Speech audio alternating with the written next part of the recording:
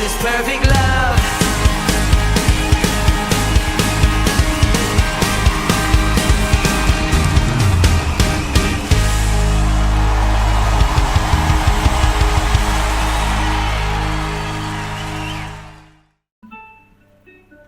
Shalom Bapak Ibu Saudara yang terkasih di dalam Tuhan. Keluaran 20 ayat 12. Demikian firman Tuhan. Hormatilah ayahmu dan ibumu supaya engkau hidup lama di tanah yang diberikan Tuhan Allahmu kepadamu. Bapak Ibu, ini perintah yang kelima. Dalam perintah keempat yang pertama, itu jelas berkaitan mengenai kewajiban kita terhadap Allah murni. Baik pribadi, hubungan kita dengan Allah, perintah Allah secara pribadi, perintah Allah untuk kita beribadah, perintah untuk Allah tekun, bagaimana kita tidak boleh berkata-kata yang buruk, berkata-kata yang menghujat, dan kita juga harus patuh pada Allah. Sedangkan dalam perintah yang kelima,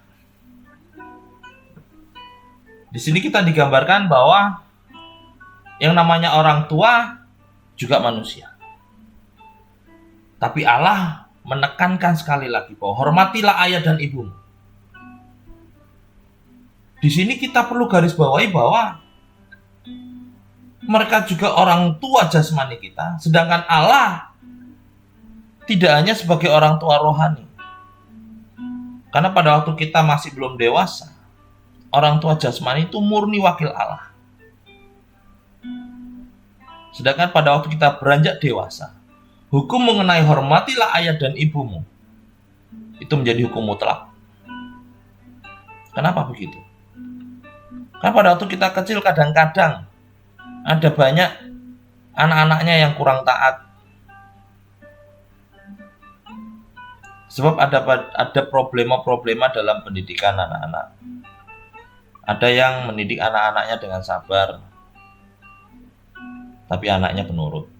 Tapi ada yang mendidik anak-anaknya dengan sabar, tapi anak-anaknya akhirnya sedikit kurang ajar. Tapi di sini pada waktu kita anak-anak, tetaplah orang tua itu adalah wakil Allah. Oleh sebab itu, orang tua mendidik anak secara maksimal menurut kebenaran yang ada dalam diri orang tua. Nah, di sini pada waktu kita beranjak dewasa, hukum untuk hormati ayah dan ibumu itu adalah mutlak. Kita menghormati Allah juga. Kita menyembah Allah dalam kedaulatannya, tapi menghormati ayah dan ibu itu bersifat tuntutan Allah. Sedangkan untuk menghormati orang tua itu juga menuntut ketaatan. Dalam Efesus 6 dan Kolose 3, apa yang dilakukan menurut Paulus itu sesuatu yang harus ditaati. Dan hal itu diperkenan oleh Kristus. Dalam Roma 1 dan 2 Timotius, ketidaktaatan dilihat sebagai gejala kehancuran sosial. Konteks ini berkaitan Bapak Ibu dengan perintah sebelumnya. Perintah yang memang diperuntukkan untuk kita, supaya jangan sampai, sekali lagi, jangan sampai kita terperosok masuk dalam jurang dosa.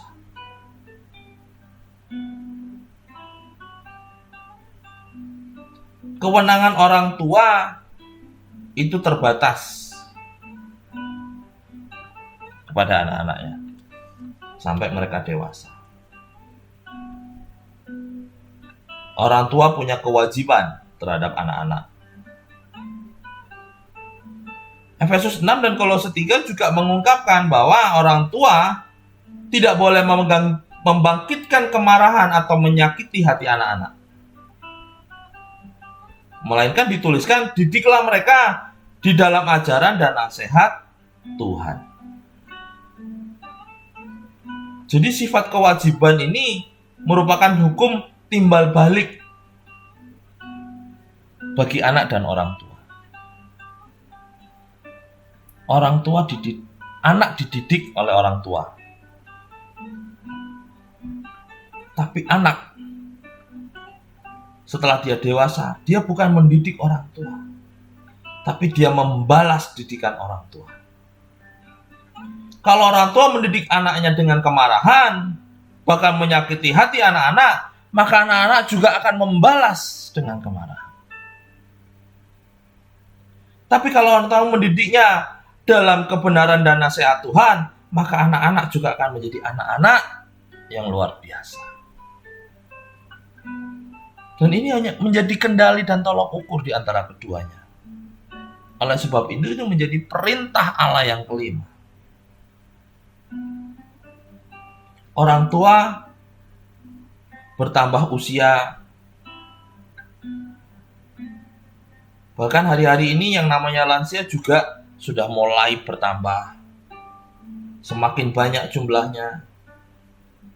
Tapi berapa banyak yang kita lihat? Ada banyak lansia yang mungkin diabaikan oleh anak-anak mereka. Hal ini tampaknya seperti gejala yang mengejutkan. Tapi di berbagai belahan bumi, di negara-negara lain, ada banyak mereka yang merawat orang tua atau menyediakan bahkan tempat untuk lansia. Dalam budaya negara China juga seperti itu. Tapi dalam 1 Timotius 5 dikatakan begini. Tetapi jika ada seorang yang tidak memelihara sanak saudaranya, apalagi seisi rumahnya, orang itu disebut murtad. Dan lebih buruk daripada orang yang tidak beriman. Jadi ada tujuan dalam perintah Allah yang kelima, yaitu agar tidak menelantarkan orang tua. Bahkan di tengah-tengah dunia, di bangsa kita juga menganut satu paham, yaitu surga di bawah telapak kaki ibu. Hal ini menandakan bahwa ajaran-ajaran atau nilai-nilai ajaran yang ada di tengah-tengah di berbagai negara itu hampir sama.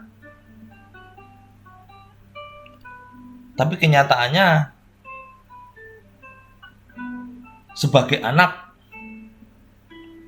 belum tentu bisa melakukan perintah Allah yang kelima. Oleh sebab itu perintah Allah yang kelima ini dituliskan oleh Allah. Karena Allah Maha tahu di masa depan ini menjadi sebuah problema. Perintah kelima ini mengingatkan manusia terhadap budi baik orang tuanya.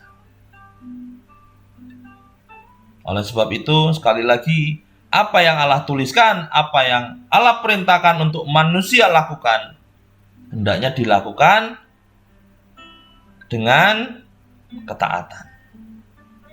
Tuhan Yesus memberkati.